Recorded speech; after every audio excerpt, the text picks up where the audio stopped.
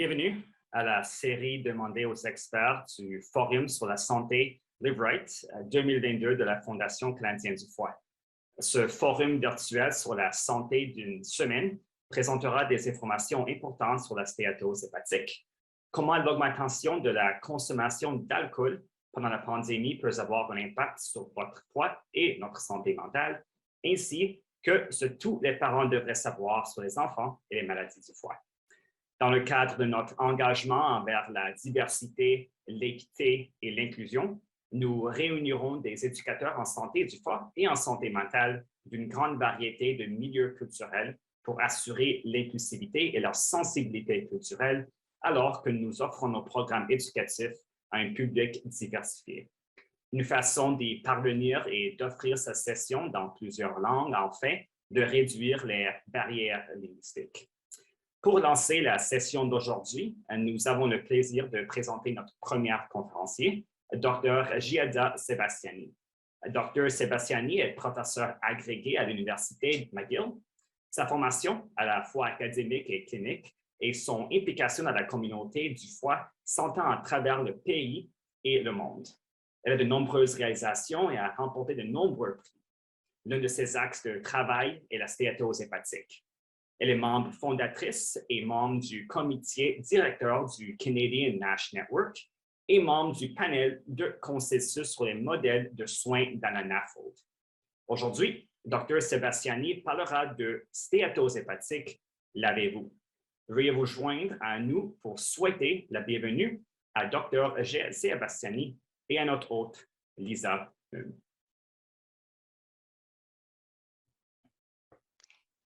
Bienvenue, Dr. Giada Sebastiani. Alors, donc, nous avons une session de questions pour vous. Alors, bon, on a hâte. On va commencer avec la question numéro 1.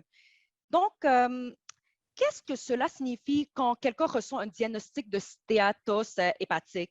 Et comment exactement est la stéatose hépatique diagnostiquée? Lorsqu'une échographie révèle que votre foie a une infiltration de gras, est-ce que ceci veut dire que vous avez la stéatose hépatique? Oui, ça c'était une très bonne question, Lise. Merci pour votre modération. C'est toujours un plaisir d'être ici avec la Fondation canadienne d'études du foie. Donc, comme vous avez dit très correctement, la stéatose du foie non alcoolique est une surcharge de gras dans le foie qui est plus de 5% du poids de l'organe. Alors que le diagnostic, généralement, est basé sur la présence de gras dans le foie, utilisant des outils de diagnostic généralement invasives ou non invasives, comme l'échographie hépatique, les fibroscans, la résonance magnétique ou la biopsie du foie. Toutefois, il faut dire aussi que le diagnostic du foie gras non alcoolique est basé aussi sur l'absence d'autres maladies du foie, comme la consommation d'alcool significative ou les hépatites virales qui peuvent aussi donner du foie gras. Excellent, merci beaucoup. Alors, pouvez-vous expliquer qu'est-ce qui cause la stéatose hépatique? Quelle peut être la gravité de la maladie et est-ce que les personnes atteintes peuvent en mourir? Oui, aussi une très bonne question pour notre public. Donc, les facteurs de risque les plus importants pour la stéatose non alcoolique du foie sont les facteurs que nous disons métaboliques. Alors, l'obésité, les diabètes de type 2 surtout, mais aussi les diabètes de type 1, l'hypertension artérielle et la dyslipidémie. Alors, tous les problèmes métaboliques peuvent donner la stéatose non alcoolique du foie. Mais il faut aussi dire que le diabète est le facteur peut-être de risque le plus important pour la progression de la maladie non alcoolique du foie vers la stéatohépatite non alcoolique et la cirrhose du foie. Et pour votre deuxième question, si rien n'est fait, environ 30% des patients avec la stéatose non alcoolique du foie, ils peuvent développer la stéatohépatite non alcoolique.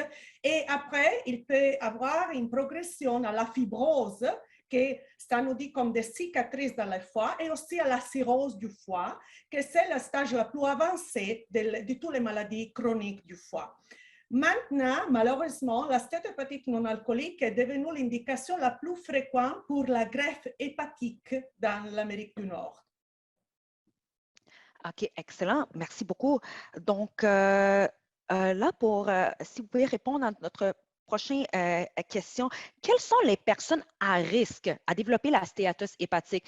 Est-ce qu'il y a des signes et des symptômes? Est-ce qu'une personne qui n'est pas en surpoids peut être atteinte de la maladie aussi? Et est-ce que les enfants peuvent en atteindre aussi? Oui, absolument. On y dit que je commence avec les enfants parce que ça me touche beaucoup. Je vois beaucoup des enfants dans la clinique pour faire le fibroscan ils ont le foie gras non alcoolique. Alors, je pense que c'est très important. Il y a une augmentation de l'obésité, la surcharge du poids dans les enfants, donc il faut les protéger pour ces problèmes métaboliques. Et en général, les personnes qui ont un problème métabolique, comme nous avons dit avant, sont les personnes qui ne sont plus à risque des maladies du foie non alcooliques. Alors, le diabète, l'obésité, l'hypercholestérolémie et l'hypertension artérielle. Il faut aussi dire qu'il y a de la génétique qui peut-être va prédisposer pour la stéatose non alcoolique du foie.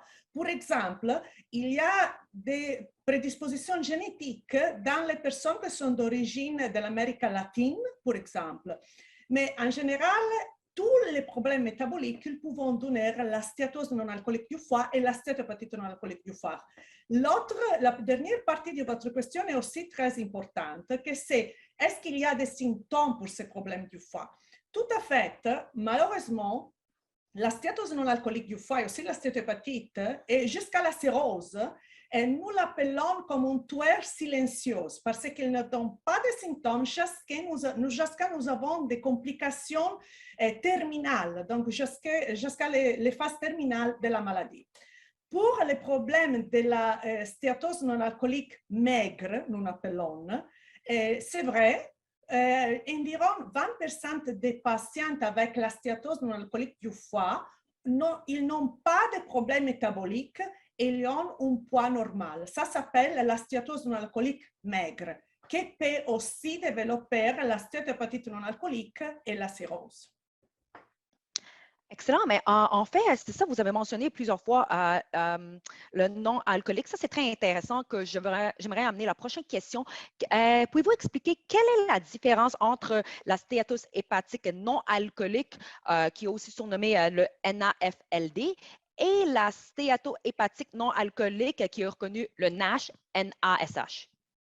Absolument, Lisa. Donc, la stéatohépatite non alcoolique fait partie de la définition de la stéatose non alcoolique du foie et est une partie de ces définitions qui est la contrepartie plus sévère, la contrepartie plus évolutive de la stéatose non alcoolique du foie.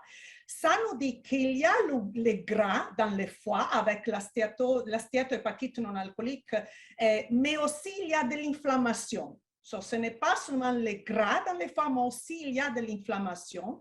Et l'inflammation chronique, avec le temps, par la stéatohépatite non alcoolique, il peut donner la fibrose, donc les cicatrices, et aussi la cirrhose. Alors, en général, nous pouvons dire que la stéatohépatite non alcoolique, la NASH, est la forme la plus sévère de stéatose non alcoolique du foie. Excellent. Et en fait, c'est ça que vous avez mentionné, cirrhose. J'aimerais savoir combien de temps faut-il avant qu'une stéatose hépatique se transforme en cirrhose? Oui, ça c'est une très bonne question. Et ça vraiment dépend pour plusieurs des facteurs parce que la stéatose non alcoolique du foie et la stéatohépatite non alcoolique du foie sont des maladies multifactorielles. Mais généralement sont comme, par exemple, caractéristiques du patient, comme est la vie du patient et tout. Mais en général, la moyenne est 20-30 ans. Les diabètes et aussi l'obésité sont les deux conditions qui sont associées avec une progression plus rapide de la maladie. Alors, il y a des études histologiques, donc basées sur la biopsie du foie, qui ont démontré que la stéatose non alcoolique du foie sans la stéatohépatite a une progression d'un stage de fibrose chaque 14 ans, alors que la stéatohépatite non alcoolique, la NASH, a une progression d'un stage de fibrose chaque 7 ans. Donc, la vitesse de la NASH est double pour la progression. Un autre problème que nous avons déjà demandé est que malheureusement, pendant toute la progression jusqu'à nous arrivons à la phase terminale de la cirrhose, il n'y a pas de symptômes. Donc, c'est très important à faire la prévention et à faire le dépistage où indiqué. Excellent. Alors, merci pour la recommandation. D'ailleurs, c'est intéressant, on aimerait savoir pour côté de traitement. Pouvez-vous nous dire si est-ce qu'il y a des médicaments pour traiter cette maladie, la stéatose hépatique? Sinon, comment quelqu'un peut réduire le gras dans leur foie et est-il possible d'en guérir complètement? Une très bonne question aussi, Lisa. Toute bonne question de Ah, oui, c'est bon. notre patiente. Oui, donc l'approche thérapeutique à la stéatose non alcoolique, à le foie gras en général non alcoolique, est basée surtout, avant tout, sur les régimes alimentaires, la perte du poids et l'exercice physique régulier. Nous savons très bien que la perte du poids, alors où il y a une obésité, par exemple, il peut régrédir tout à fait la stéatose et aussi la fibrose. Donc, c'est vraiment un traitement que c'est très efficace.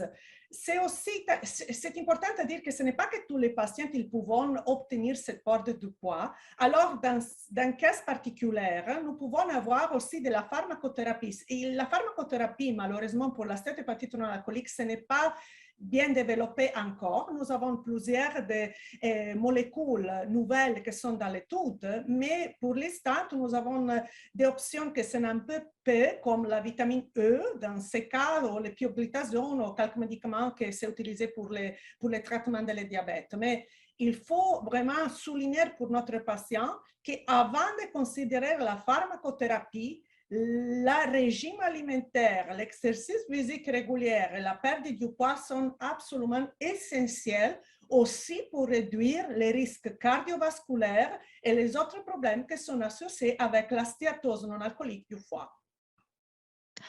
Excellent. C'est intéressant de savoir un peu à propos du régime alimentaire, qu'on reviendra un peu plus tard dans une des prochaines questions.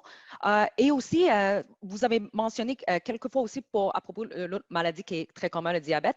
Donc, pour nos prochaines questions, ce serait un peu plus relié avec la maladie du foie gras et aussi avec la diabète. Alors, donc, nous commençons avec une des questions qui est assez souvent demandée assez souvent. En fait, pouvez-vous nous expliquer quel est le lien entre la stéatose hépatique et le diabète? Est-ce qu'une stéatose hépatique peut avoir un impact sur notre taux de sucre ou en d'autres mots sur notre glycémie? Oui, absolument. C'est une autre très bonne question et je sais que tous nos patients diabétiques sont très sensibles aux problèmes du foie et ça, c'est une très bonne chose parce que la stéatose non alcoolique du foie et la stéatose hépatique sont tous les deux plus fréquentes et aussi plus sévères dans la population vivant avec le diabète. Tout à fait, si vous pensez, Lisa, que la stéatose du foie non alcoolique a une fréquence dans la population canadienne générale que c'est 25%, mais ça monte à 60-70% dans la patiente avec le diabète. Donc, c'est beaucoup plus fréquent. Et aussi, la fréquence de la fibrose, donc les cicatrices, est 3-4 fois plus fréquente dans la population avec le diabète comparée à la population générale canadienne. Donc, c'est très important à dire que les liens entre le foie gras non alcoolique et le diabète, nous appelons comme chercher une association bidirectionnelle. Donc, ce sont deux conditions qui sont vraiment très liées. L'autre question que les patients ont posée, c'est très intéressante parce que études récentes ont démontré que les patients diabétiques avec un foie gras non alcoolique ont plus de difficultés à contrôler la glycémie.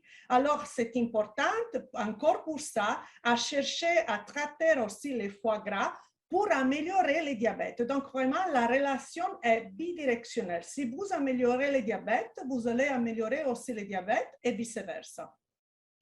Excellent. Alors, c'est une très bonne nouvelle que les deux fonctionnent quand même en commun. Alors, regardez, là, les prochaines questions, ça venant des questions assez fréquentes par des patients. Alors, voici en une qui, par exemple, qu'on demande souvent, je prends du metformine pour mon diabète de type 2.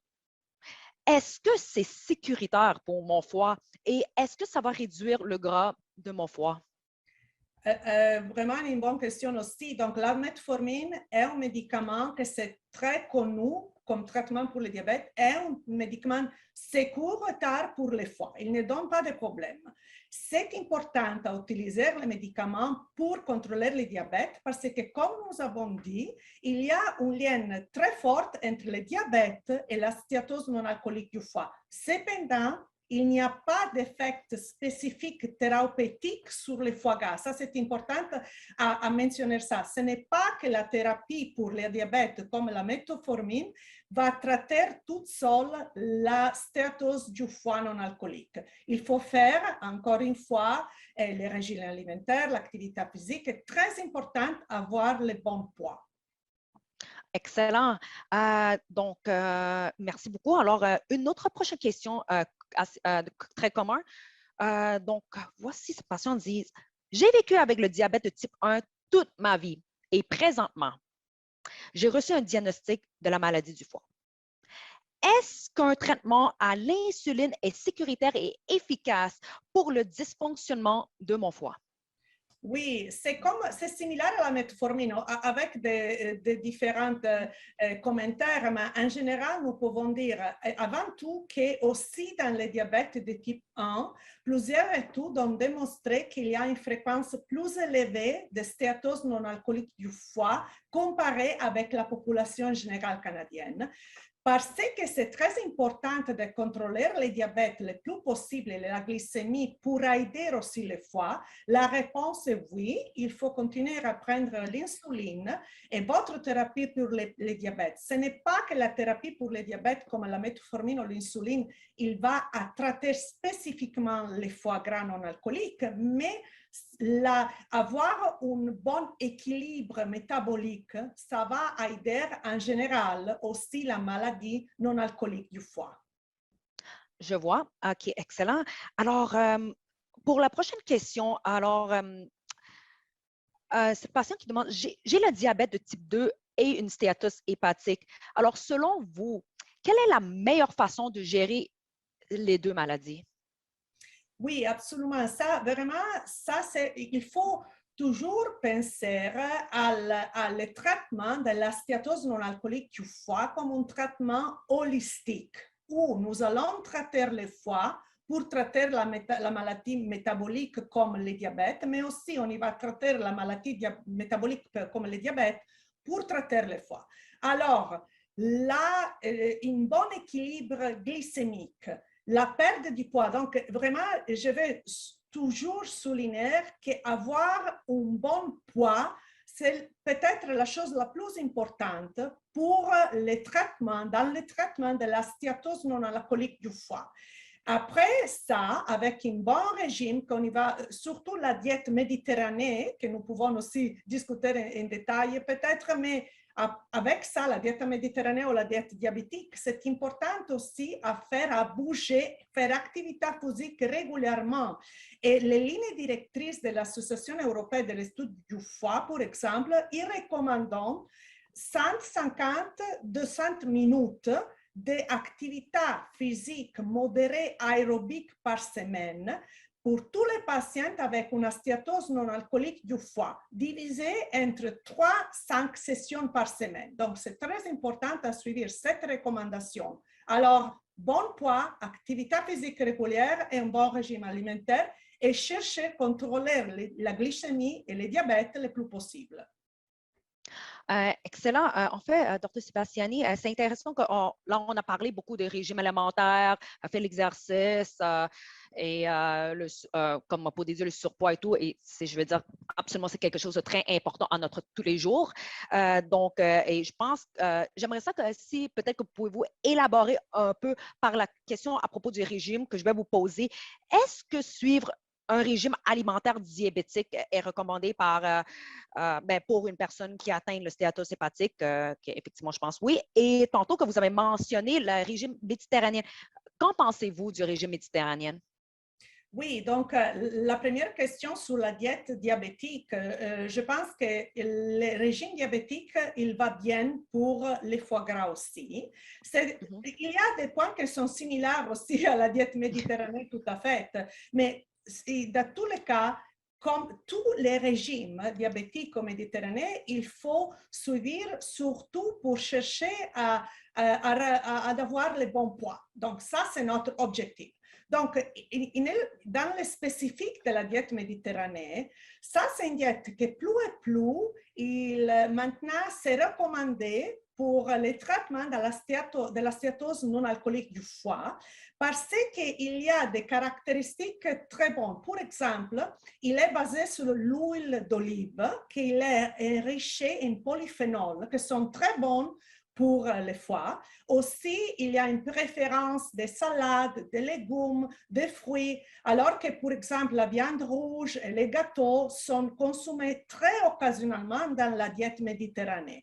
Aussi, la diète méditerranéenne, c'est intéressant parce qu'il fait une emphatisation de la condivision des repas avec l'autre personne. Donc, vraiment, considérer un repas pas comme seulement un moment de manger, mais un moment de condivision, un moment social. Et un autre point très important de la diète méditerranéenne est toujours préférer l'eau comme boisson principale. Jamais soda, Coca-Cola, toutes ces boissons-là, ils ne sont pas bons pour la stéatose non alcoolique du foie. Donc, toujours préférer l'eau.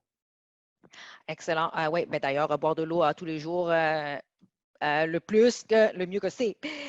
Et puis, on a parlé beaucoup tantôt que vous avez mentionné aussi que quand la maladie de stéatose hépatique peut améliorer, bien sûr le diabète aussi. Alors, donc, juste pour être plus précise, d'une question d'un des membres, si je guéris de la stéatose hépatique, est-ce que je peux guérir du diabète de type 2? Oui, c'est aussi une très bonne question. Ici, nous allons dans le domaine de la pathogénèse de la maladie. Donc, c'est très intéressant parce que comme chercher que je travaille sur la stéatose non alcoolique du foie, ça fait longtemps vraiment. Et moi, j'appelle l'association entre le diabète et la stéatose non alcoolique du foie comme la tempête parfaite. Parce que vraiment, il y a cette association bidirectionnelle que si vous améliorez le foie gras, vous pouvez aussi améliorer le diabète et vice-versa. De l'autre côté, si vous n'avez pas un bon contrôle du diabète, vous pouvez aussi avoir une progression plus vite à la cirrhose, par exemple. Donc, il y a plusieurs des études, par exemple, qui l'ont démontré que si un patient avec la diabète a la stéatose non alcoolique du foie, il y a aussi plus de difficultés à contrôler son diabète. Donc, vraiment, l'association est si importante entre les deux conditions. Donc, si nous traitons une condition, nous pouvons améliorer l'autre et vice-versa, absolument. Ah, excellent, bien à savoir. Alors, donc, nous allons acheminons pour une dernière question pour notre rencontre aujourd'hui à propos sur les futurs traitements. Donc, Dr. Sebastiani, pouvez-vous, qu'est-ce que vous en pensez? Peut-on espérer l'arrivée d'un médicament qui peut combattre la stéatose hépatique? Oui, ça, c'était aussi une très bonne question et je suis sûre qu'il y a plusieurs des patients qui sont très intéressants, inquiets à savoir quand nous allons avoir des médicaments prêts pour ces maladies si fréquentes. Donc, alors, malheureusement, il y a plus de bonnes nouvelles. La première est qu'il y a plusieurs essais cliniques au niveau global pour trouver des médicaments pour traiter la stéatohépatite non alcoolique et la fibrose. Donc, vraiment, il y a plusieurs de recherches encore sur ces problèmes-là. Cependant, malheureusement, ça sont des études qui sont de longue durée. Donc, généralement, ce type d'essais cliniques ont une durée de 5 ans. Donc, il faut attendre, moi, j'apprévois au moins entre 3 ans pour avoir les premiers nouveaux médicaments à notre disposition pour le traitement de la stéatohépatite non alcoolique et de la fibrose associée à ces maladies-là. Alors, je pense que pour l'instant, il faut vraiment continuer à faire la promotion de l'alimentation santé et de l'activité physique, comme nous avons parlé maintenant. Excellent. En fait, en tout, Merci beaucoup, Dr. Sébastiani. On a fini de poser toutes nos questions. Merci d'être avec nous aujourd'hui. Alors, donc, mesdames et messieurs, veuillez demeurer à l'écoute pour notre prochaine session, l'alcool, la pandémie et la santé mentale avec Dr. Marc Deschênes et Dr. Nicolas Garel. Merci à vous. Merci beaucoup.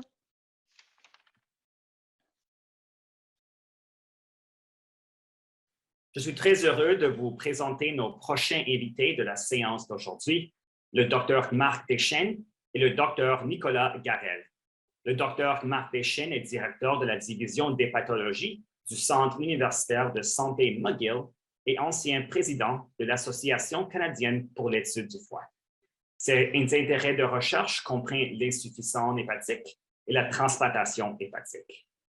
Le Dr. Nicolas Garel est entré au programme de résidence en psychiatrie de l'Université McGill en 2017 et au programme de clinicien-chercheur de l'Université McGill en 2022. Ses projets de recherche sont basés à l'Institut universitaire en santé mentale Douglas et portent sur les troubles liés à l'utilisation de substances, les troubles de l'humeur, la pharmacologie, la psychothérapie et leurs combinaisons. Aujourd'hui, Dr. Deschênes et Dr. Garel prendront la parole sur le thème « Alcool, pandémie et santé mentale ». Veuillez vous joindre à nous pour souhaiter la bienvenue au Dr. Marc Deschênes, Dr. Nicolas Garel et à notre hôte, Lisa Hume. Bienvenue à Dr. Marc Deschênes et à Dr. Nicolas Garel pour notre session d'aujourd'hui, l'alcool, la pandémie et la santé mentale. Alors, on a préparé quelques questions pour vous. Donc, avant qu'on s'enchaîne aux questions, on va faire une petite introduction à ce sujet de la situation présente. Alors, donc, une étude menée par NANOS, Centre canadien sur les dépendances et l'usage de substances, indique que 25% des Canadiens âgés entre 35 ans à 54 ans boivent plus souvent à la maison en raison de la pandémie COVID-19. Une autre étude provenant de Sunnybrook et de l'Université de Toronto révèle que les achats d'alcool ont augmenté de plus de 250 millions de dollars, qui veut dire environ 2 millions de dollars par jour au cours des 4 premiers mois de la pandémie en Ontario, comparativement à la même période qu'en 2019. Il existe aussi d'autres études qui indiquent des rapports similaires. Par exemple, lors de la première année de la pandémie, la consommation d'alcool en Colombie-Britannique était plus élevée que les 2 dernières décennies. Et une autre étude provenant de l'Université de Calgary souligne que le nombre d'Albertains hospitalisés pour un malaise relié à la maladie du foie est presque doublé au cours de la première vague de la pandémie. Wow! Donc, alors maintenant, on a le plaisir de commencer nos questions avec Dr. Deschênes. Bonjour, Dr. Deschênes. Et voici, comment pouvez-vous nous expliquer un peu qu'est-ce qu'une forte consommation d'alcool? Quels sont les risques de santé à long terme associés à la consommation excessive d'alcool, surtout à notre foie? Bonjour Lisa, merci de l'invitation. Bon, il y a comme 2 scénarios où les gens peuvent consommer trop d'alcool. Il y a des gens qui en prennent de façon chronique, puis il y a des gens qui, c'est des épisodes d'abus d'alcool. Avant de commencer, ce serait juste de comprendre que le métabolisme d'alcool est différent chez l'homme et la femme. Les femmes tolèrent des moins grandes quantités d'alcool avant de se faire du dommage au foie. Donc, une femme, à cause d'un gabarit un peu plus petit, puis un complément d'enzymes dans le tube digestif qui est différent, va tolérer une moins grande quantité d'alcool. Donc, sur une base hebdomadaire, on parlerait d'à peu près 8 consommations par semaine pour une femme versus 15 pour un homme. Pour une femme, sur le quotidien, on parlerait de 2 par rapport à un homme, 3 par jour. C'est quoi une consommation? Une consommation standard, c'est défini comme à peu près 10 à 14 grammes d'alcool pur, ce qui correspond, dans le pratico-pratique, ce qui correspond à une petite canette de bière, une coupe de vin ou une shot d'alcool 40%. L'autre scénario, c'est les gens qui boivent beaucoup, mais par épisode. En anglais, là, ils appellent ça le binge. Donc, ici, on parle de 4 consommations ou plus pour une femme ou 5 consommations ou plus pour un homme sur une période de 2-3 heures. Puis les gens peuvent répéter ça là, des fois à toutes les quelques semaines, là, puis il peut se faire du dommage à ce niveau-là. Le binge correspond à peu près à 90% là, des excès d'alcool qui sont pris. Puis durant la pandémie, il y a eu une augmentation d'à peu près 19% de consommation d'alcool par semaine de lockdown. Puis on a eu quelques semaines de lockdown. Les effets, bien, si on fait fi pour le moment des problèmes avec les facultés affaiblies, parce que dans le fond, une des grandes causes de mortalité, ce sont les accidents et les blessures là, qui surviennent à la suite de consommation d'alcool. Mais l'alcool est une toxine pour le pancréas et donc les gens peuvent faire une pancréatite, développer une pancréatite chronique. Ça peut causer de la diarrhée. L'alcool peut être une toxine pour les fibres nerveuses, donc les gens peuvent faire une neuropathie. Là, à un moment donné, ils ne sentent plus les extrémités, les pieds. Ça peut affecter la mémoire. À un moment donné, ça peut venir un syndrome qui ressemble à la démence. D'autres toxicités avec le système nerveux central peuvent amener des problèmes d'équilibre, puis même des crises d'épilepsie. Ça peut être associé avec le diabète, la haute pression, des palpitations et l'insuffisance cardiaque. Comme toxine, ça est associé avec plusieurs cancers, la bouche, la gorge, l'œsophage, l'estomac, le côlon, le rectum, la vessie, les seins, le pancréas et bien sûr le foie. Quand on parle de blessures au foie, il y a 3 scénarios en gros, là, le foie gras, ou l'hépatite alcoolique, où il commence à se faire du dommage au foie, puis éventuellement la cirrhose. Excellent. Merci beaucoup. Alors, vous avez bien expliqué à propos des risques comme de la consommation excessive, mais là, si on veut vous demander, est-ce que pour quelqu'un, il y aura des signes ou des symptômes, des dommages au foie causés par l'alcool? Les signes et symptômes, oui, il y en a, mais malheureusement, ils se présentent très tard. Et puis, contrairement à d'autres maladies chroniques, comme l'hépatite C, qu'on a tendance à diagnostiquer chez 40% des gens dans une phase tôt, pas avancée, les maladies alcooliques du foie ont tendance à être diagnostiquées quand la maladie est fort avancée. Donc, c'est seulement 4% des maladies alcooliques qui sont détectées dans un stage non avancé.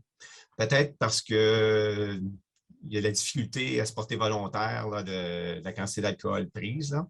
Et peut-être que le professionnel de la santé ne pousse pas assez pour aller chercher l'information, mais la plupart des gens sont diagnostiqués trop tard. Donc, quels seront les signes et symptômes? Fatigue, difficulté à se concentrer, jaunisse, enflure, fonte musculaire, un saignement, une hémorragie digestive. Donc, c'est vraiment des choses dont on est rendu tard là, dans l'évolution de la maladie. Excellent. Mais merci beaucoup, Dr. Deschênes. Alors, on reviendra sous peu avec vous. Donc, maintenant, autour de Dr. Garrel. Bonjour. Alors, Dr. Garrel, voici une première question pour vous. Quels sont les effets secondaires d'une consommation d'alcool excessive sur la santé mentale et émotionnelle? OK. Donc, je pense qu'il y a 2 volets à cette question-là. Donc, le premier volet est pendant l'intoxication aiguë. Donc, on commence à boire de l'alcool, qui est une substance psychoactive, donc qui va engendrer des changements comportementaux psychologiques. Donc, quand on prend un premier verre, un deuxième verre, on peut se sentir plus détendu, on peut avoir une euphorie, on peut se sentir mieux, un peu plus confortable socialement. Puis là, plus la consommation va amener, plus on va avoir un état d'alcool avancé où il y a une perte de jugement, une désinhibition. Ça peut amener les gens à être plus agressifs, à avoir des comportements plus risqués, plus dommageables, que ce soit une promiscuité sexuelle, prendre son auto, alors que c'est des comportements qu'on n'aurait pas fait à jeun, mais comme on a une perte de jugement puis notre capacité de se freiner, de se retenir, tout ça, on peut se mettre à arrêter. Ça, c'est plus en intoxication. Quand on parle plus de consommation chronique importante au long cours, mais l'alcool étant un dépresseur du système nerveux central, ça peut vraiment donner une panoplie de syndromes psychiatriques. Donc, ça peut vraiment donner des tableaux de troubles anxieux, de troubles dépressifs, même de troubles bipolaires. Ça peut donner des tableaux psychiatriques psychotiques où les gens peuvent être hallucinés, avoir des délires. Ça peut donner des troubles de sommeil importants, des dysfonctions sexuelles. Comme Dr. Deschênes en a parlé, ça peut donner des tableaux neurocognitifs qu'on dit, donc des tableaux un peu de type démence avec un syndrome qui est rare, mais bien décrit, qui est le syndrome de Wernicke-Korsakoff, où les gens n'ont plus aucune capacité d'encoder des nouvelles informations. Il y a tellement une atteinte au niveau de la mémoire que les gens vraiment se rappellent de plus rien, vont agir de façon un peu désorganisée, tout ça. Donc, vraiment une consommation importante va venir donner plein de types de tableaux en psychiatrie différents. Excellent. Alors, Dr. Carrel, en fait, selon vous, comment l'alcool peut-il affecter, dans ce cas, notre cerveau ou notre santé mentale, par exemple? Oui, donc l'alcool, la substance alcool est une substance psychoactive qui va venir jouer sur différents neurotransmetteurs. Donc, ce qu'il faut comprendre, c'est que le cerveau est un organe excessivement compliqué qui est régulé vraiment, c'est du fine-tuning. Donc, il y a une panoplie de petits messagers chimiques qui communiquent entre les différents neurones, puis tout ça est à un état d'équilibre. Il faut savoir qu'on a plusieurs milliards de neurones, donc c'est vraiment un organe qui est très bien ficelé, puis quand on va consommer de l'alcool, on va venir créer un déséquilibre au niveau de ces messagers-là, chimiques. Donc, ça va jouer sur différents neurotransmetteurs, le système GABAergique, glutaminergique, dopaminergique, ça va jouer sur des hormones aussi. Donc, on vient vraiment créer une perte d'équilibre qui va donner les effets de la substance, comme je l'ai décrit plus tôt. Puis, quand on en consomme de façon chronique de l'alcool, le cerveau, pour compenser cette prise chronique de dépresseurs, puisque c'est un dépresseur du système nerveux central, l'alcool, le cerveau va créer un nouveau état d'équilibre. Il s'habitue au fait qu'on consomme constamment quelque chose qui joue sur ces messagers. C'est pour ça que quand on arrête d'en consommer, ça va donner un tableau de sevrage, ça va donner plein de symptômes, parce que le cerveau qui s'est habitué a reperdu cet état d'équilibre qu'on réarrête d'en consommer. Donc, l'alcool va jouer vraiment au niveau du cerveau de plein de façons différentes pour donner les tableaux autant aigus que chroniques. Excellent, je vois. OK, mais merci beaucoup, Dr. Carrel, pour l'explication. On va retourner avec maintenant Dr. Deschênes. Dr. Deschênes, en fait, pour vous, quelles sont les maladies du foie qui sont provoquées par une consommation excessive d'alcool? Comment sont-ils diagnostiqués? Et plus important, quelles sont les options de traitement disponibles? Bien, comme j'ai fait allusion plus tôt, là, il y a comme 3 tableaux. Il y a le foie gras, l'hépatite et la cirrhose. Le foie gras, c'est quelque chose qui dépend de la quantité d'alcool les gens vont avoir s'ils en prennent trop. On peut le prédire. Là. Donc un étudiant, fin de session, il fait la fête, il boit beaucoup pour un week-end. Eh bien, il peut faire un foie gras. Il va avoir un peu un inconfort après là, au niveau du foie. Et puis, s'il arrête, c'est quelque chose qui va se résorber sur 4 à 6 semaines. Et puis, il n'y aura pas réellement de séquelles à long terme. Mais après ça, les autres éléments du tableau, l'hépatite et la cirrhose, là, c'est plus problématique. L'hépatite, là, il se fait, en plus d'avoir eu du gras, il va commencer à se faire de l'inflammation, du dommage dans le foie. Et puis, si on continue, puis à l'extrême, c'est la cirrhose du foie que les gens peuvent avoir. Là, je les ai nommés à part, mais c'est 3 choses qui peuvent arriver un petit peu en même temps là, chez les gens qui, chroniquement, là, prennent beaucoup d'alcool. Ce n'est pas tout le monde qui va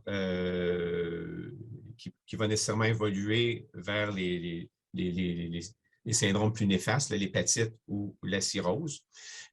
J'ai parlé tout à l'heure des différences entre les genres, les femmes et les hommes, mais il y a aussi un aspect génétique à ça. Et c'est pour ça quand on parlait on ne connaît pas nos gènes, là, quand on parlait des consommations de ça, de quoi on n'aurait pas de maladie du foie, c'est pour ça qu'on a cité ce qu'on a cité tout à l'heure.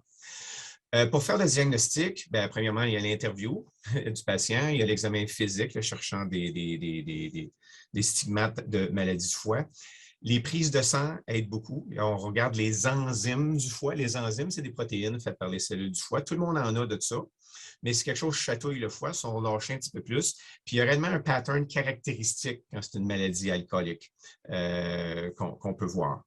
Il y a aussi d'autres éléments qu'on regarde pour la fonction du foie. Les gens ont toujours l'impression que le foie, ça fait partie de la digestion. Pas tellement, c'est plus comme une manufacture qui fait des protéines puis qui élimine des déchets pour que les autres organes fonctionnent bien. Mais on est capable, dans les prises de sang, de regarder ces protéines-là. Ça nous donne une idée du fonctionnement du foie au-delà de juste la blessure. Une échographie de l'abdomen va nous montrer absolument un gros foie graisseux. Et il y a un nouvel outil maintenant qui s'appelle le FibroScan. C'est une technologie à base de l'onde ultrasonographique, la même que l'échographie. On met une sonde sur la peau et puis ça envoie une onde dans le foie. Puis de la façon que l'onde dévie, la réfraction, quand elle atteint le foie, l'ordi calcule puis nous dit à quel point le foie est maintenant rendu endurci par la blessure.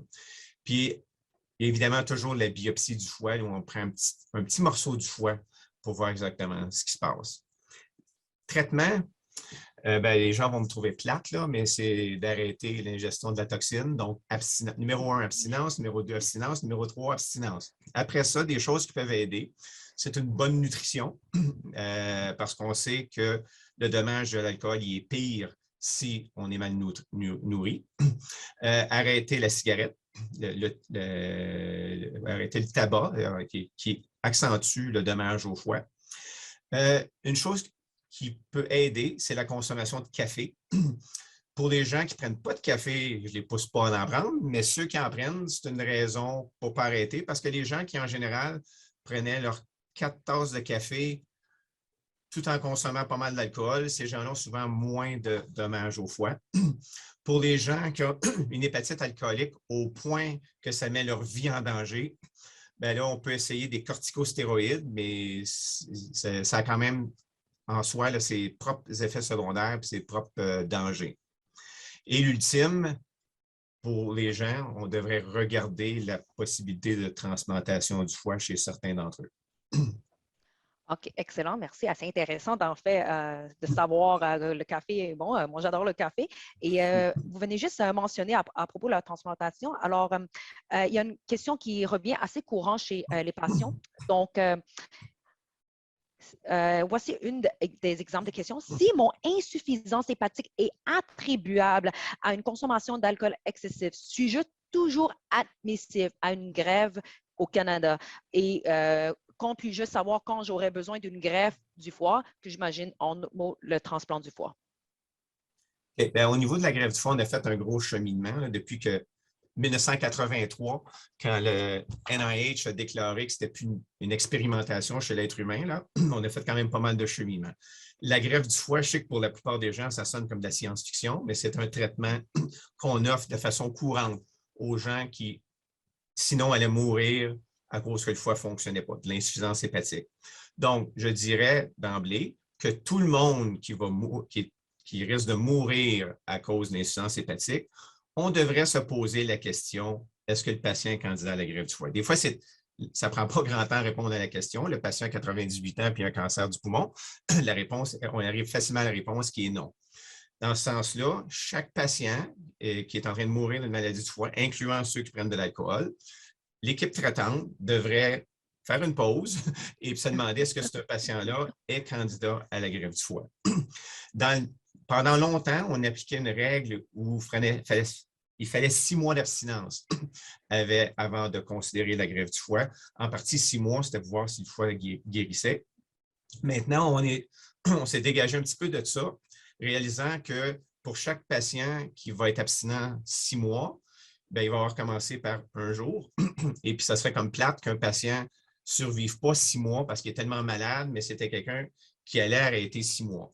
Donc, on s'est tourné beaucoup plus vers l'aspect psychologique associé avec la consommation d'alcool.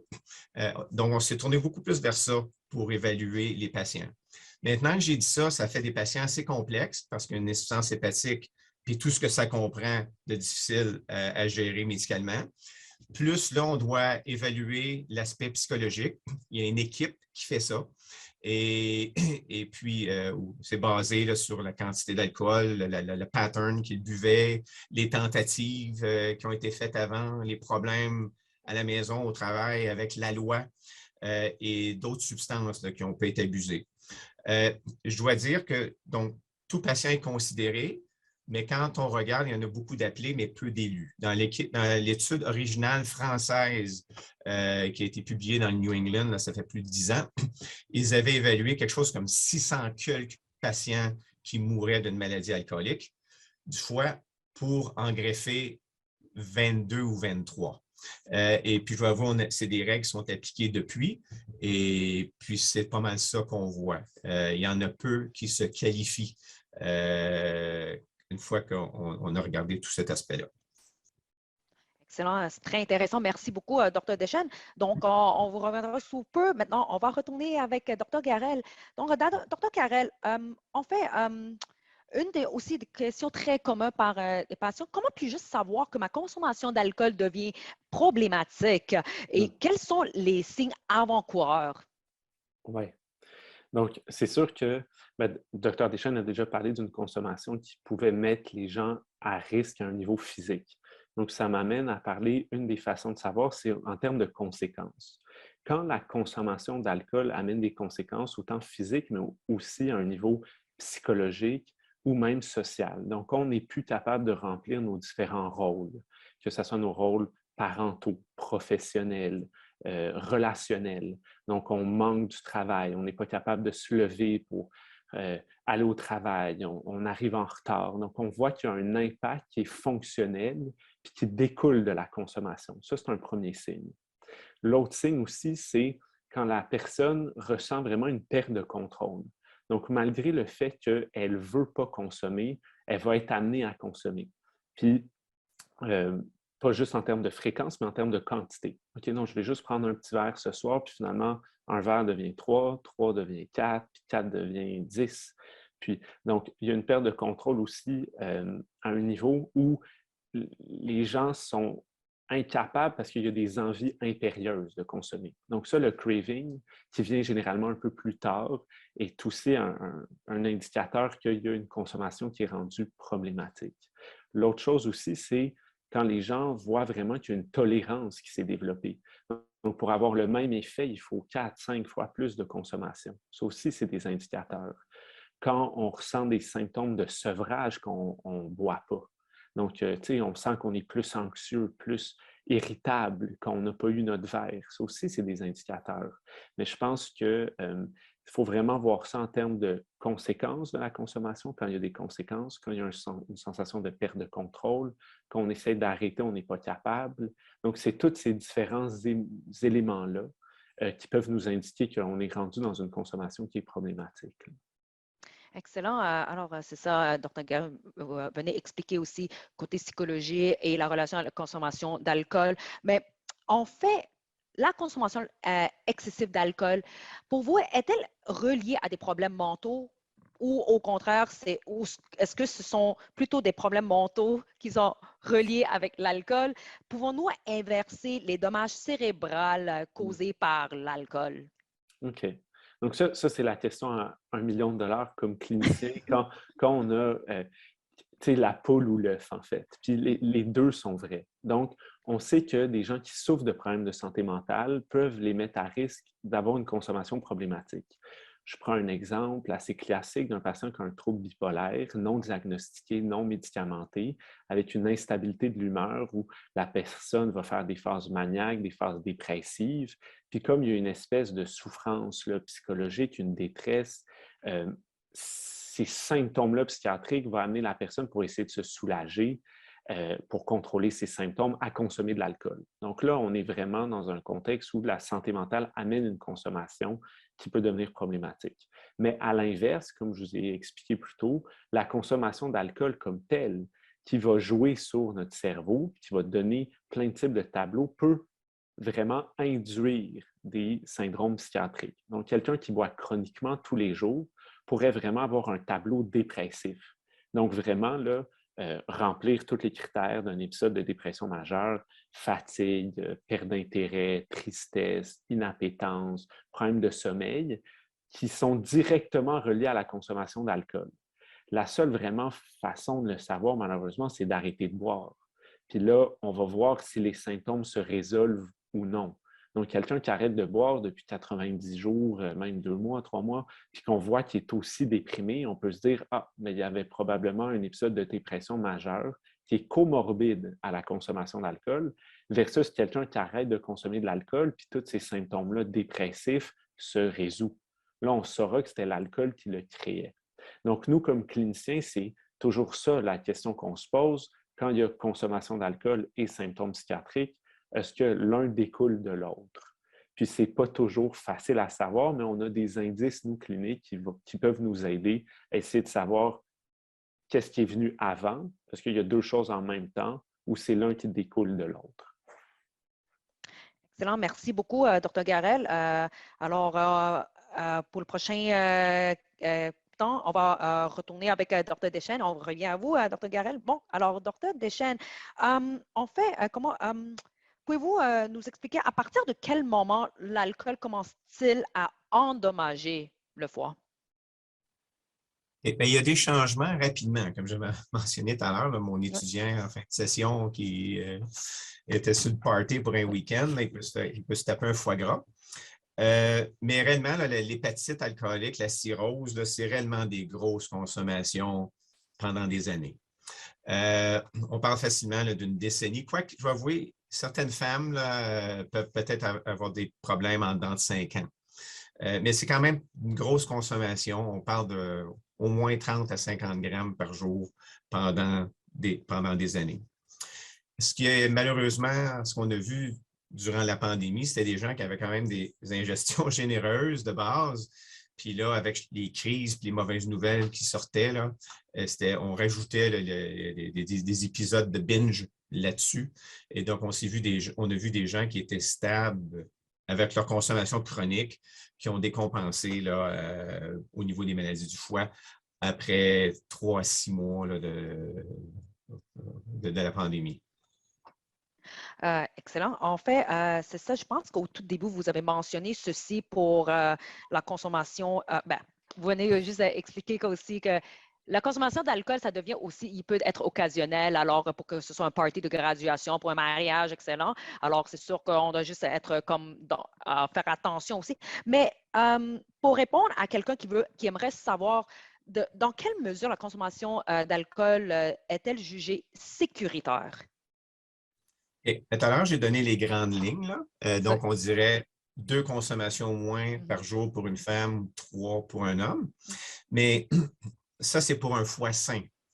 Mais la plupart d'entre nous, on n'a pas nécessairement toujours des tests de foie ou on n'a pas eu une biopsie du foie, donc on ne sait pas où on est. Donc, il faut comprendre qu'il y a quand même une bonne proportion de la population qui a déjà des problèmes de foie sous-jacents. Le plus commun, c'est ce qu'on appelle le foie gras, qui est relié à l'obésité, qu'on retrouve chez les gens qui font de la haute pression, du cholestérol. Avant la pandémie, on croyait qu'un quart de la population avait un foie gras. C'est beaucoup de monde, ça. Moi, je dirais qu'on doit commencer, après 2 ans de pandémie, à frôler le 30 %. Puis il est projeté que d'ici la fin de la décennie, et c'est pas long, c'est dans moins de 8 ans, plus de 50 % de la population va avoir un foie gras. Donc, le nouveau normal. Donc, si on a déjà un problème de foie, OK, puis la plupart des gens ne le savent pas, puis on rajoute cette toxine-là d'alcool, même le 2 verres par jour pour une femme et 3 pour un homme commence à être beaucoup. Donc, si on a un problème sous-jacent, probablement qu'il faut prendre moins que la moitié de ce que j'ai dit. Là. Donc, 1 par jour pour une femme, puis peut-être même moins, puis 1,5 pour un homme, puis peut-être même moins.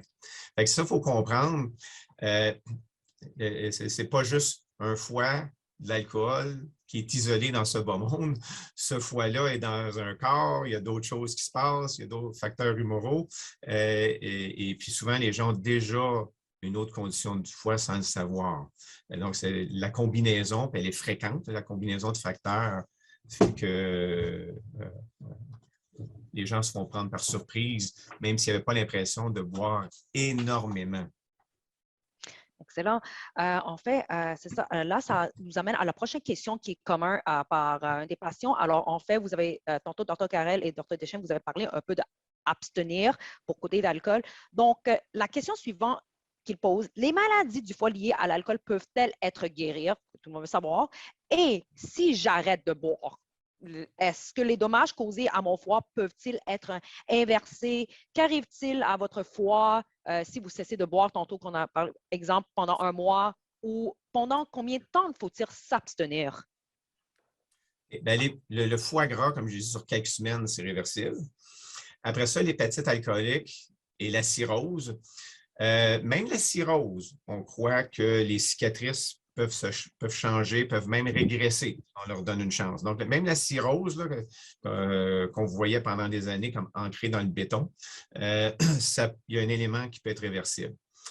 Mais là, ça prend des années de consommation pour être dans ce pétrin-là. Bon, on n'en sort pas en quelques jours. Donc, en général, on parle de 6 mois d'abstinence pour voir là, où c'est qu'on s'en va. C'était l'idée quand on parlait dans le temps d'attendre 6 mois avant d'offrir une greffe.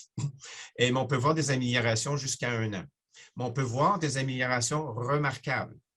Je me rappelle en début de carrière, j'avais une dame, elle était intubée aux soins intensifs. Puis moi, je quittais le vendredi, puis je n'étais pas de garde ce week-end-là. Puis dans ma tête à moi, je lui disais au revoir. Et puis j'avais l'impression que je ne la reverrais plus.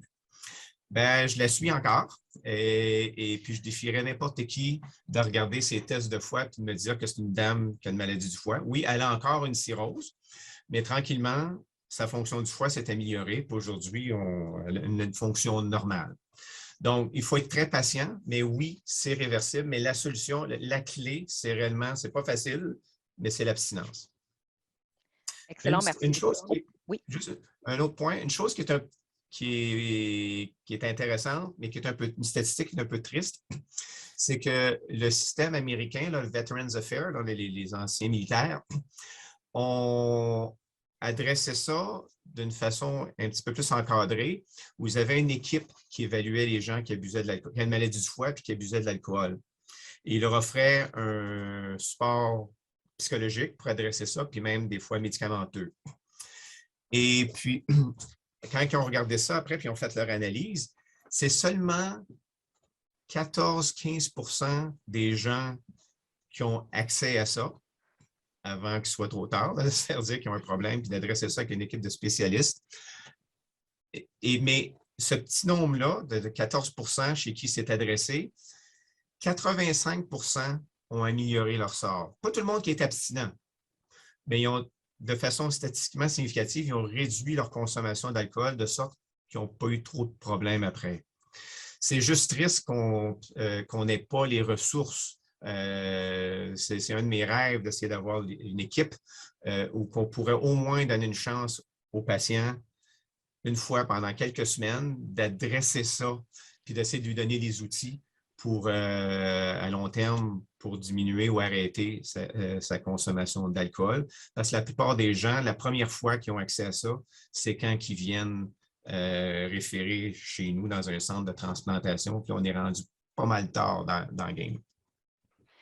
Excellent. Merci beaucoup pour les détails, Dr. Deschênes. Alors, donc, on sait qu'au moins, oui, il y a une façon de guérir, mais l'important, c'est comme à partir du temps qu'on a un foie qui est en santé, mais qu'on consomme aussi respectivement, qui n'est pas abusif non plus pour l'alcool. Donc, oui, alors là, j'aimerais passer au tour à Dr. Garel. On fait la prochaine question. Je pense qu'au tout début, Dr. Deschênes avait mentionné un peu déjà la différence entre femme et un homme. Donc, moi, j'ai une question pour vous, comme pourquoi certaines personnes développent-elles une dépendance et d'autres pas? Par exemple, les hommes ou les femmes ont-ils un risque différent de dépendance? Oui. Ben, donc, rapidement, je peux vous répondre à la première question qui est assez simple. Être un homme est un facteur de risque de développer un trouble lié à l'usage d'alcool, mais à n'importe quelle substance. Donc, les femmes ont un risque qui est moindre. Par contre, il y a des données qui nous montrent que les femmes, ben, comme le Dr. Deschênes l'a expliqué, vont avoir des problèmes physiques plus rapidement et peuvent progresser dans leur addiction plus rapidement aussi. Certaines évidences montrent ça. Mais être un homme est définitivement un facteur de risque pour développer une consommation problématique. Votre première question de demander qu'est-ce qui fait qu'on va développer un trouble d'addiction, une addiction, mais ça, c'est multifactoriel. Comme pas mal tout en psychiatrie, il va y avoir une composante, premièrement, qui est génétique. Donc, on sait que c'est des choses qui sont héréditaires en partie. Pour le trouble d'alcool, parce que l'hérédité n'est pas la même dépendamment des substances, mais on pense que pour le trouble d'alcool, environ 40 à 60 va être expliqué par la génétique des gens. Donc, quand on a un père ou une mère ou des grands-parents qui souffraient, eux, d'alcoolisme, on va avoir plus de risques. Puis, ce n'est pas dans un contexte environnemental, puisqu'on sait que même dans des études de jumeaux ou des gens qui ont été adoptés par des gens qui ne consomment pas, le risque, quand les parents biologiques avaient un trouble d'addiction, on va l'avoir. Le risque est augmenté pour nous. L'autre chose, c'est les facteurs environnementaux. Donc, ça peut être environnemental même à un niveau périnatal pendant la grossesse ou après ça, l'environnement familial, des histoires d'abus, qu'on a souffert des abus, que ce soit psychologique, physique, toute l'influence des pairs, qu'on est dans des groupes qui consomment beaucoup. Il y a énormément de facteurs environnementaux qui vont venir augmenter le risque aussi. Puis, il y a des facteurs personnels, donc il y a des gens qui sont plus impulsifs que d'autres, il y a des gens qui souffrent plus de dépression, d'anxiété. Donc, c'est toutes ces choses-là mises ensemble qui vont faire qu'un individu a plus de risques. L'autre chose aussi, c'est qu'on n'est pas égaux face à notre réaction à la substance. Donc, il y a des gens qui vont avoir plus d'effets euphorisants d'alcool que d'autres. Il y a des gens qui métabolisent l'alcool mieux. Donc, je vous donne un exemple. Si vous, après 1 ou 2 verres, vous avez mal à la tête, mal au cœur, vous la métabolisez très mal, vous avez moins de chances que quelqu'un qui métabolise très bien l'alcool a les effets euphorisants sans avoir la gueule de bois, la cuite le lendemain. Donc, tout ça mis ensemble va faire qu'un individu va être à risque de développer un trouble de substance versus quelqu'un d'autre, parce qu'on sait que 80, 85, 90 de la population, dépendamment des pays, consomme de l'alcool, mais une beaucoup plus petite proportion va avoir une consommation problématique. Donc, c'est tout ça mis ensemble qui va faire qu'un individu a plus de risques. Excellent. Merci, Dr. Descarrel. En fait, on va acheminer avec 2 dernières questions qui sont souvent posées par différents patients. Donc, une des cas qu'on a qui aimerait ça savoir, j'éprouve des problèmes de santé mentale et je pense que je pourrais avoir un problème de consommation d'alcool. Un conseiller m'a dit que je devais cesser complètement de consommer de l'alcool pendant au moins 90 jours avant d'obtenir de l'aide pour ma maladie mentale. Est-ce que c'est la seule façon? Oui, mais je vais essayer de vous répondre de façon simple à une question complexe, parce que là, ça dépend des tableaux de santé mentale, ça dépend de la sévérité de la consommation. Historiquement, en psychiatrie, on a souvent dit, quand il y avait consommation, arrête de consommer. Moi, je ne peux pas savoir comme psychiatre si tu souffres d'un trouble de santé mentale parce que l'alcool donne tout plein de symptômes. Puis tant que tu continues à consommer, je ne peux pas savoir si c'est juste ce qui découle de l'alcool ou s'il y a quelque chose d'autre. Maintenant, c'est différent, surtout quand on parle de troubles de santé mentale graves, la schizophrénie où il y a beaucoup de consommation, la bipolarité, des choses comme ça où il faut une prise en charge en même temps. On va prendre en charge le trouble de santé mentale et le trouble d'addiction, puis les évidences nous montrent qu'on a des meilleurs résultats que quand les services ne sont pas en ligne. Par contre, c'est sûr que, comme je vous ai bien décrit, bien ou pas, mais comme je vous ai décrit plus tôt, que l'alcool donne plein de types de symptômes psychiatriques, effectivement, surtout quand on a des suspicions que ça découle de l'alcool, on va dire il faut qu'on atteigne un niveau d'abstinence. On va mettre beaucoup d'emphase sur arrêter la consommation, puis après ça, on va suivre dans le temps si les symptômes se résolvent ou non pour savoir comment on va les traiter. Mais ce qu'il faut savoir, puis pourquoi cette règle de 90 jours par rapport à l'alcool, par exemple, c'est qu'on sait que le cerveau, comme le foie, comme Dr. Deschênes a décrit plus à un niveau physique, ça prend du temps avant que l'équilibre se recrée. Puis même là, on parle de 90 jours, c'est plus pour les symptômes de l'humeur, parce que par exemple, les troubles de sommeil induits par l'alcool, ça peut prendre des années, une fois qu'on a arrêté de consommer, avant que ça revienne. Puis je repense aussi à votre question plus tôt, vous me demandez est-ce qu'il y a des dommages qui peuvent être réversibles, irréversibles. L'alcool consommé pendant très longtemps, chroniquement, peut engendrer des tableaux qui sont irréversibles. Donc, quand on a consommé puis on s'est fait des lésions cérébrales, de l'effet de l'alcool comme tel, mais aussi par des choses associées comme il y a souvent de la dénutrition, des déficiences en vitamines. Ça peut donner des lésions qui sont irréversibles aussi. Donc, pour revenir à votre question du 90 jours, c'est un peu plus complexe que ça. Ça dépend du tableau de santé mentale, de la sévérité du trouble d'addiction aussi, mais on peut faire des prises en charge où on prend les deux tableaux en même temps, puis on ne demande pas aux gens d'arrêter de consommer pour les traiter de leur trouble de santé mentale. OK, excellent. Merci beaucoup pour l'explication. Alors, Dr. Garel, on va finir avec une dernière question d'un patient pour conclure notre rencontre aujourd'hui. Je sais que mon mari boit trop depuis la pandémie et qu'il en a besoin d'aide. Où puis-je trouver de l'aide? Quelles sont les ressources disponibles et le plus important, sont-elles coûteuses? OK. Donc ça, puis je ne sais pas, la question vient d'où au Canada. C'est sûr que moi, je pratique au Québec. Je connais plus les ressources au Québec. La première chose qu'il faut savoir, c'est qu'en addiction, il faut que la motivation vienne de la personne. Donc, il faut que, parce que comme proche, on peut être très en détresse face à notre mari, notre fils, notre sœur qui consomme beaucoup, mais il faut que le désir d'arrêter vienne de la personne parce que sinon, on n'aura pas des bons résultats. Dépendamment de la sévérité du trouble, si on est plus dans des troubles d'addiction qui sont légers, bien, une structure communautaire pourrait suffire. Donc, les alcooliques anonymes, l'approche en 12 étapes, une structure plus communautaire pourrait suffire. Plus le problème est sévère, plus là, oui, il y a une approche communautaire, mais il va y avoir une approche aussi qui pourrait être psychologique. Donc, dépendamment des ressources aussi des gens, ça peut être plus coûteux d'aller en psychologie, il y a des psychologues, des psychiatres qui sont formés vraiment pour amener un soutien psychologique, pour amener les gens à être plus abstinents. Il y a des interventions qui peuvent être pharmacologiques aussi. Puis plus ça devient sévère, des fois, les gens doivent aller en cure fermée, qu'on appelle, donc en détoxification.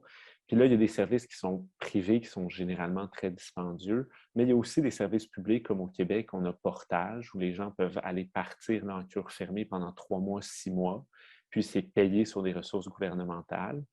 Puis, si c'est très, très, très sévère, puis les gens peuvent avoir des sevrages qui vont les mettre à risque à un niveau physique, bien là, ça peut se faire à l'hôpital. Donc, dépendamment de la sévérité, les approches proposées vont être différentes. Donc, on a vraiment des interventions qui peuvent être communautaires, ceux qui sont gratuites, des groupes de AA, il y en a partout, ça ne coûte rien.